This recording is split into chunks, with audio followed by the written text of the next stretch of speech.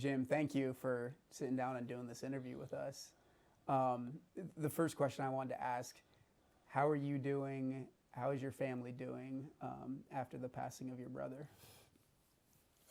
Yeah, we're doing okay. It was a great loss. Lou is, my identical twin, actually identical. So people used to come up and I remember at Sun Valley, it was Lou sitting there.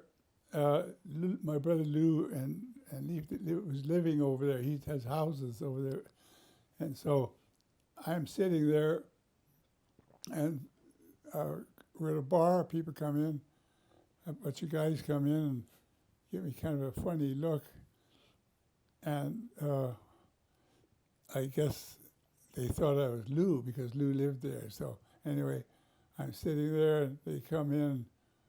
What the hell is the matter with Lou? And so I'm sitting there, and three of them walk over. Say, while we're drinking, and it's a funny story. They say,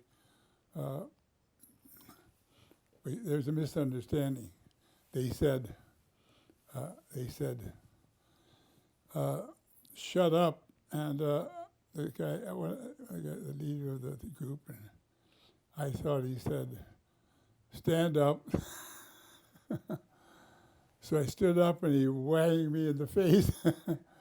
And anyway, so we got a big tussle because Lou lived there. They thought I was Lou. Why the hell didn't I talk to them? What was he trying to ignore me for? And anyway, it was misunderstanding. So the people said, "What's wrong with your face?" I said, "Well, I got a misunderstanding." I couldn't understand the guy. He said, I thought he said, "Stand up," and he said, "Shut up." I stood up, and he whanged the hell out of me. Now there's three of them that looked like me in the hospital. Anyway. With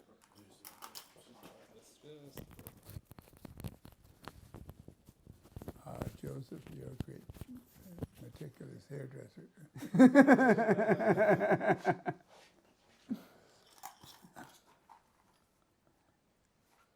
with someone who was your identical twin, literally being attached at the hip from birth, how do you reflect on your life with him growing up and all of the memories that the two of you had together?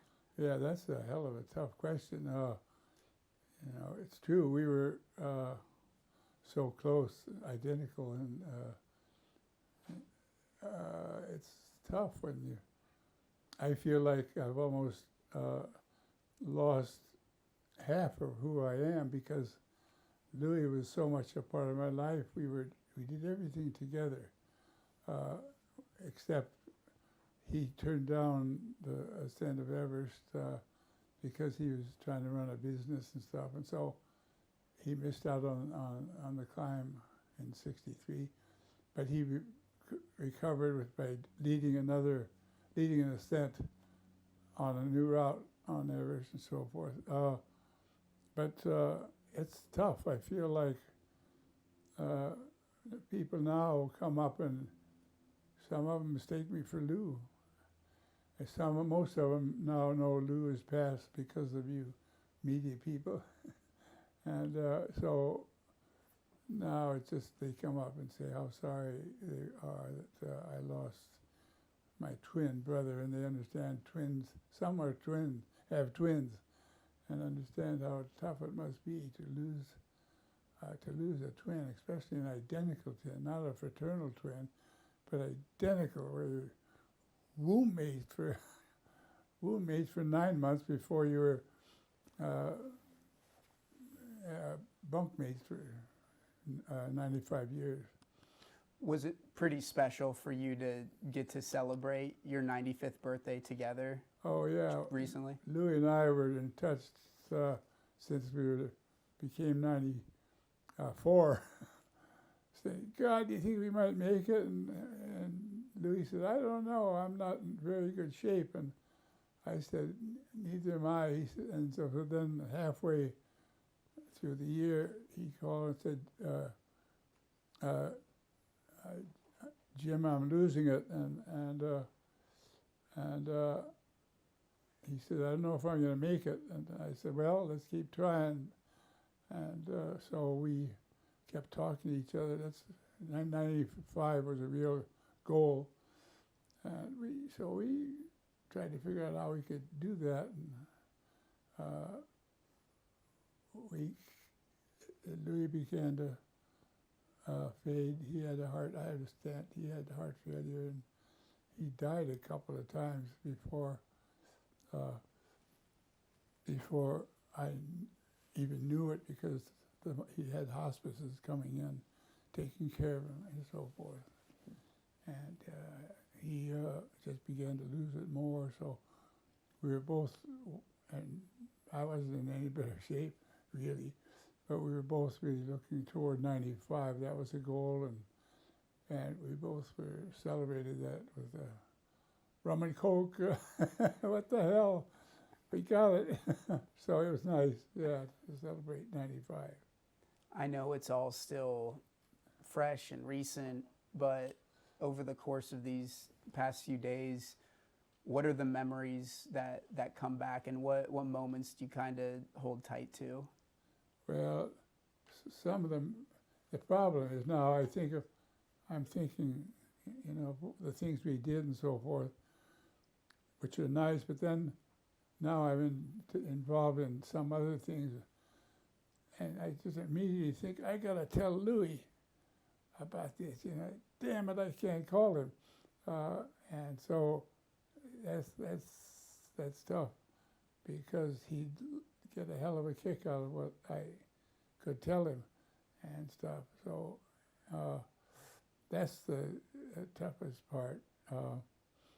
But our memories of just the things, we both lived on the edge, frankly. We took chances and survived.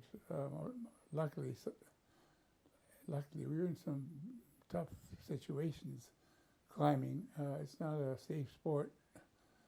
How did almost like working on the boards. How did all of that start to begin with? I know it started together with you and Lou. How do I find? How did you start, you know, climbing mountains? And why did that appeal to both of you? Yeah, well, the good thing about growing up in an area that's got mountains is that you're attracted to them. You know, they say challenge is the core and mainspring of all human activity. If there's a wrong, we right it. If there's a disease, we cure it. If there's a record, we break it. If there's a river, we float it. If there's an ocean, we cross it. If there's a mountain, we climb it. And you were drawn to the mountains from the beginning. We were drawn to the mountains, but the good thing is our parents would take us up toward Mount Rainier. But, you know, we sit in the town that's got that big mountain up there, and, you know, again, challenge, there was a challenge, and so, and they took us up to the mountain. Then we began to hike a little higher, and we took skis, we skied down so we began to love the mountains. I think it's important that the parents, if they want their children to enjoy the natural world, is get them outside, get them out into nature. What did you and Lou learn by experiencing nature? What life lessons can be found outside? Well, we actually learned a lot about ourselves. You know, people say, did you conquer the mountain? Hell no. We didn't conquer the mountain. The mountain damn near conquered us. We managed to survive.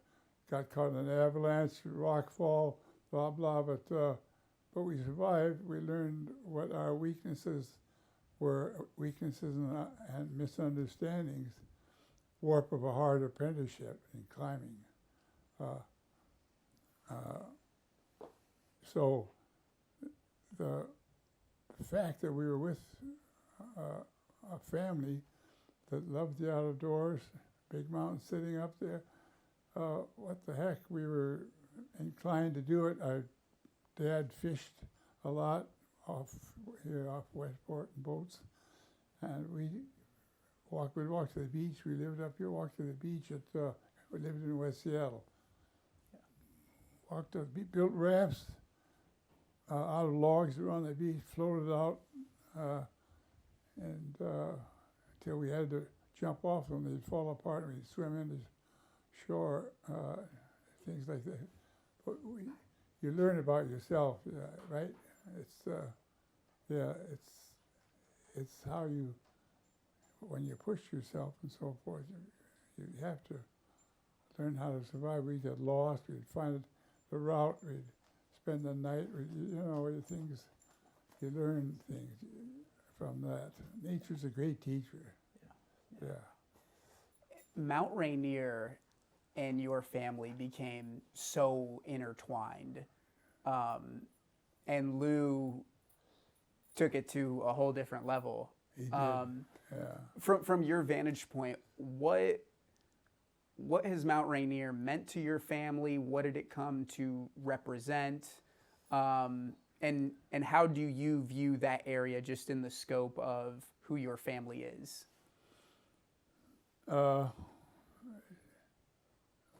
It's my favorite mountain. I've been up a lot, but it's really home. It's a beautiful piece of art. It's a beautiful playground. It's got all the good. Leaf could tell it better than I can. It's a magical place. It's fantastic. It's got pretty waitresses. It's got what the hell? How many times have you summited Mount Rainier? 85. Yeah.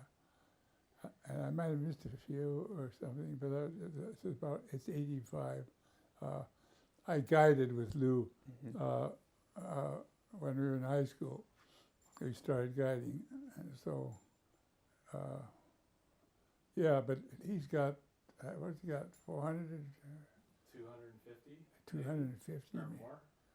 Yeah, I think he said 500 or 400 the other day. I don't know. I'm curious with. Lose count pretty quick. Yeah, I know. Yeah. Well, you had 85 right off the top of your head. It was you knew it like it was the back of your hand. Oh no, yeah, you count them sort of. Each time when you go up, do you experience it in a different way? Do you learn something different about yourself or about the mountain? Or do each of those 85 times bring back different memories? Yeah, it's the same in a lot of ways, but the things that make it really change is the mountain changes somewhat. The slopes, snow level, crevasses, seracs falling, so forth. So that's one change. The other big change is the climate that you take up. So it makes the whole mountain different. Not only its change, but the fact you take up someone that you don't know anything about. You've got to judge them and see if you can get him to the top of the mountain. He paid you to get him up there, damn it, and you've got to get him up there or he's going to be really pissed and talk bad about the guide service.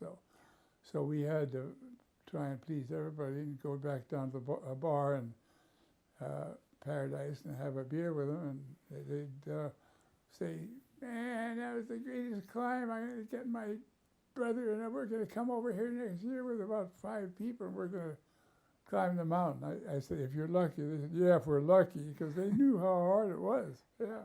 Yeah. The other mountain that your family is so well connected with would obviously be Everest. Can you tell me the story of why you summited Everest, but why Lou did not? Yeah, well, basically he was running the guides. No, he was in a retail store from Osborne, Eula. It's kind of a boring story, isn't it? But it's the story about, we both worked at a sporting goods store in Seattle, and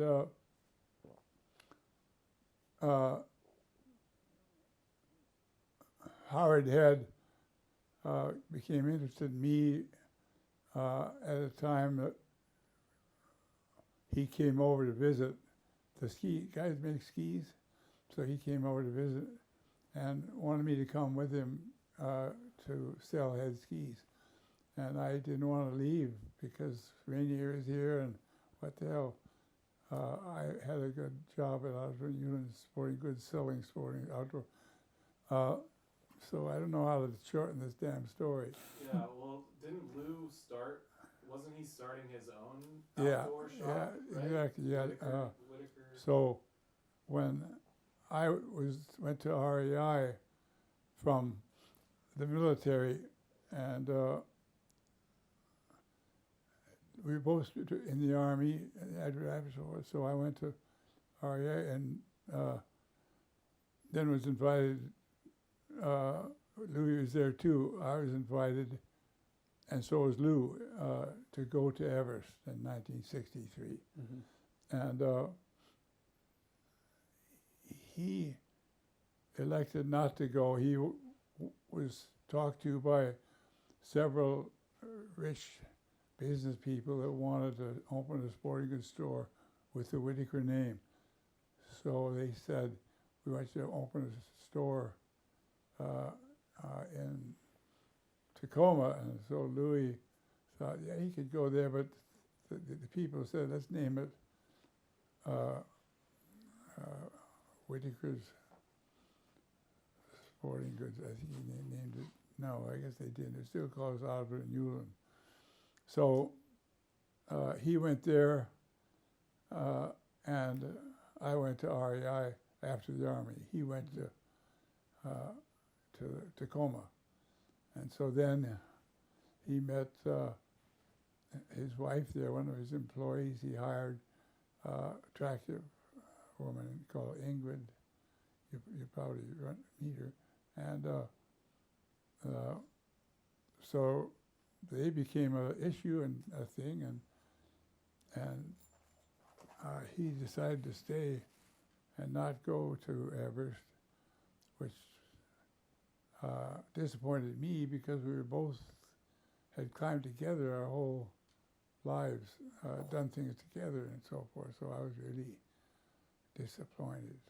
And when I learned he was going to go, he didn't tell me. His businessmen had to tell me. I was really pissed off at him.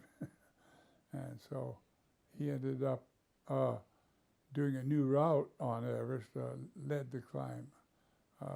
Didn't get to the summit, but he led the climb.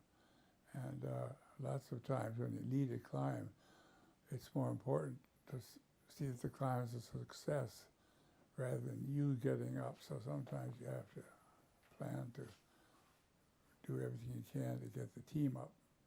Did his decision to not summit Everest with you, did that create like a long-term divide between the two of you, or did you get over it fairly quickly, or how did you kind of wrap your head around it? He probably got over it quicker than I did, but I'm still pissed. Yeah. And he knew it, so. But that's the way it was. Do you think you would have wrestled each other to get to the Yeah, summit? yeah. Brother Lou said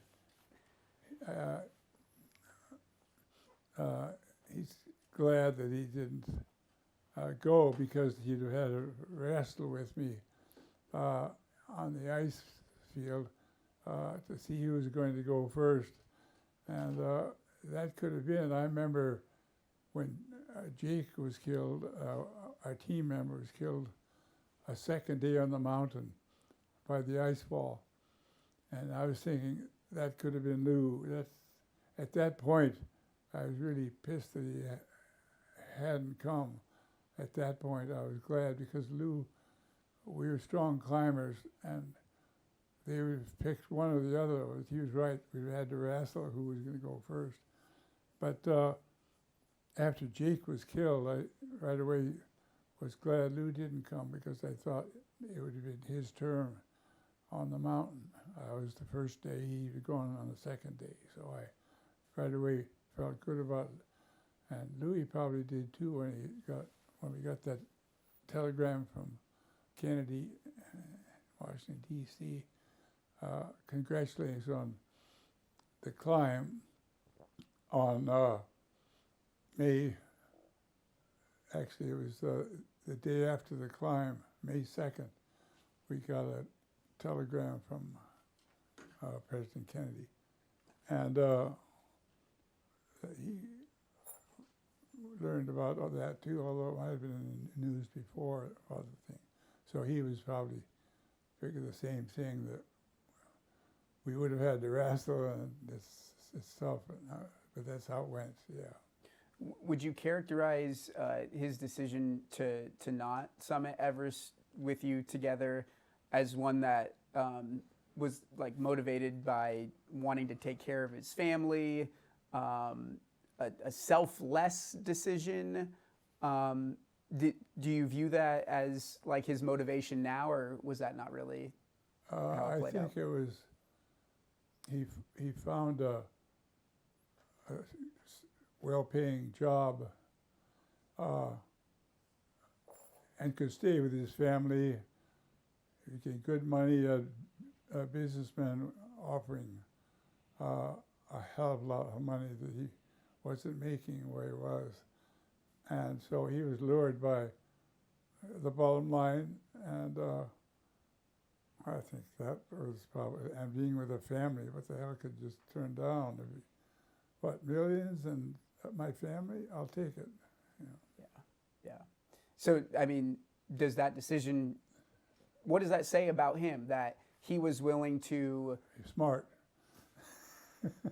sacrifice, you know, the glory of summiting Mount Everest, instead choosing to take care of his family? Yeah, the bottom line, I think, was those other things more important than climbing a mountain. Yeah, what the heck? But for you, though, the experience must have been just indescribable, right? Well, I was more motivated after I got over there, and one of our team was killed, and I realized that I had a chance to summit Everest because I wouldn't have to wrestle you, and that was one thing. But I had a chance to climb the mountain, so that was, I'm over there, what else am I going to do? I climb the mountain, see what you can do, get up on that mountain, make sure that we put a person on the summit. That's our goal, damn it. And so that's what I strove for, and I supported the leader of the expedition that wanted that too.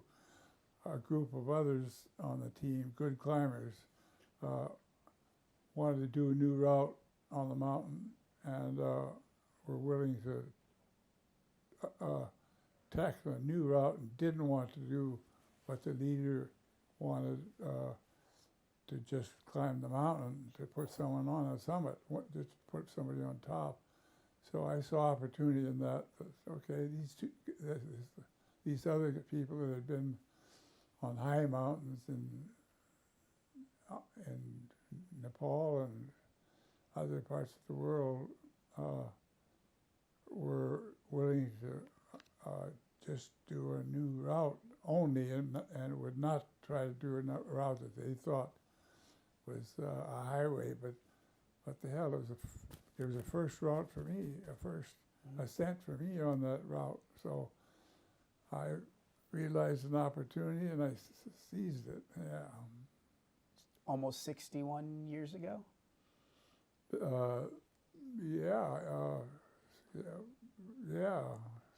Long time ago. Do the memories of that, do they still feel fresh? Do you still remember certain things about it that... Oh, yeah. Yeah. Some of that stuff is really fresh. Yeah, losing Jake was a blow. The second day on the mountain, Jake's dead. You know, I was there in front of him. So we lost Jake. Another team member suffered a skull injury, and Sherpa almost died. They had to carry him off the mountain. So anyway, it changed the whole picture on yeah, climb. What do you think about the fact that Leaf is summited twice? Awesome. God, I mean, that is awesome. Of course, he summits twice, and I tell people, well, what the hell? He had to do it, he says. And I said, what do you mean he had to? Once everybody's happy with the first and second.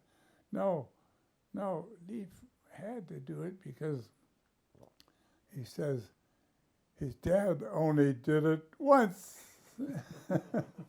and so I say, yeah, he had to do it because he wanted to do it twice. That's what he wanted to do, and that was it. Yeah. The fact that he felt compelled to do it twice tells me that he understood that he was growing up in a family of legends, of people who had made the Whittaker name so massive, but he wanted to be known in his own right. Well, because his dad only climbed it once, right? Yeah, that's it. Yeah. Did you see him kind of navigating that growing up, wanting to still have the same interest that you did, but still wanting to be his own person? Well, he was just a little boy, about 5 years old when he did his first rock summit on Rainier. The Pinnacle Peak is a steep rock climb. We took him up in, what the hell, 60? Yeah, 6 years old or something. Yeah, 6 years old, and that's a long time ago. And he did great on it. And so again, it's the family, the parents getting the kids, no child left inside, get them out, damn it. And they adapt. So Leaf grew up loving nature and challenge, and he stood on the top of that peak. I was impressed. What the hell? He got up there, man. I look at that peak now, Pinnacle, when I go up there and think, son of a bitch, that kid, it's amazing.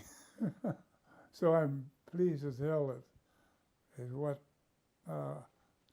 we lucked out when we took him with us up some of the things. I encourage every parent to get them outside. Yeah, no child left inside, damn it. Yeah. What do you think about some of the other projects that he's taken on throughout the years, whether it's writing or public speaking or being a coach, all things that are related, to the experience that he has on the mountain, but it seems like he's putting his own spin on, his career. Yeah, well, it's again, it's reaching out. You're not only doing good things for with your family, but you're beginning to do good things for other people and the world. You think about, okay, what else can be done? It's like, you do.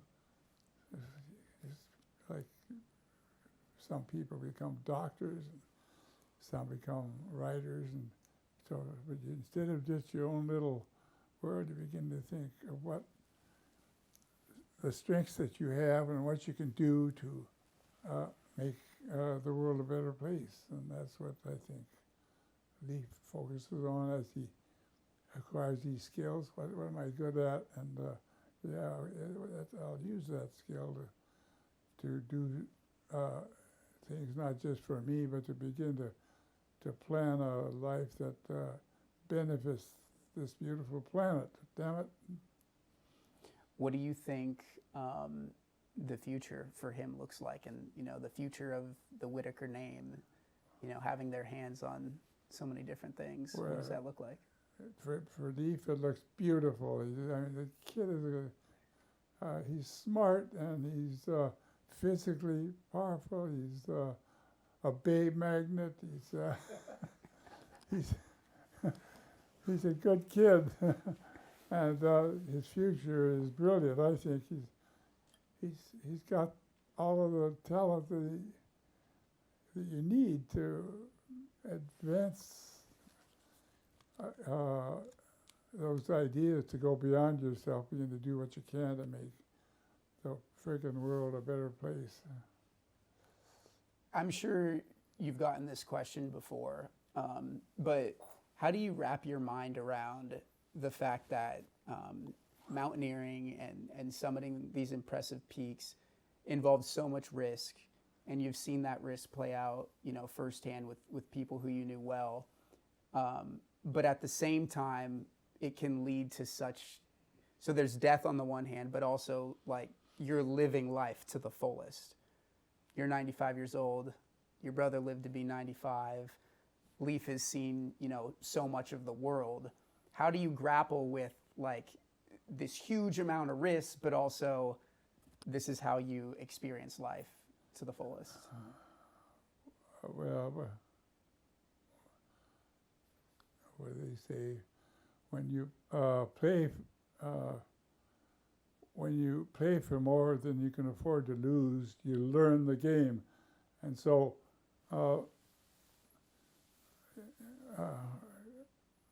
life is risk. It really is. So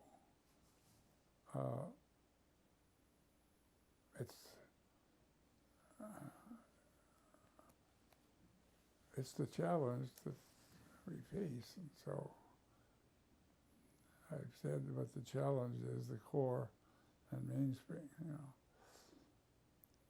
All hail a sturdy mountaineer that climbs o'er peak and chasm. Their yodel ringing loud and clear throws birds and beasts in spasms. So anyway, You consider it, a life that you lived to the fullest. I'm the luckiest damn guy. Leaf's lucky. We're lucky that we have done what we did and are still able to enjoy life on this magical planet. Damn right. Yeah. Is there anything else that you wanted to talk about? Anything that I didn't ask about that you wanted to address? God, Jake, I think you covered the whole friggin'... It's impossible to cover everything.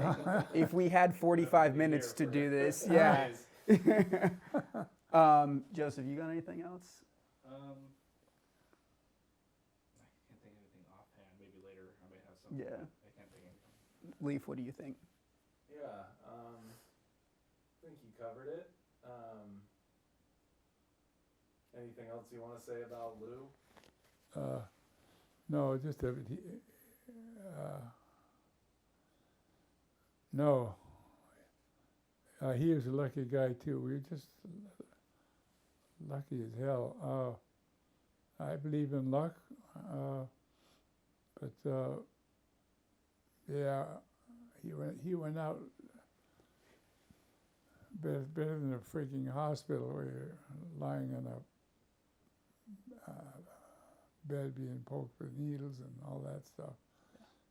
But surrounded by family and friends, good way to go, huh? And I'm glad he went that way, and he keeps telling me, come on up, let's go. Let's go, bro, and stuff. It'll happen. We're all gonna go, right? Yeah, so what the hell? How are you doing? Been lucky. How are you doing health-wise? Well, made weak by time and fate. Strong and real. But I've learned now how to submit to frailness and to accept that and to be happy with it. So, yeah, anyway, that's how I feel.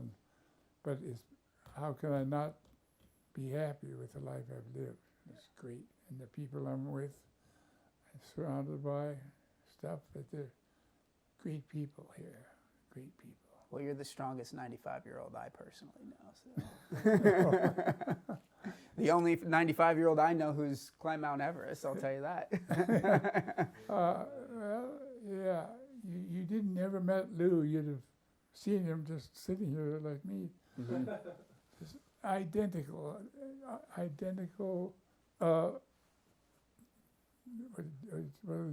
What's that? The gene maker, the DNA. yeah, DNA, identical DNA. Yeah. What the hell?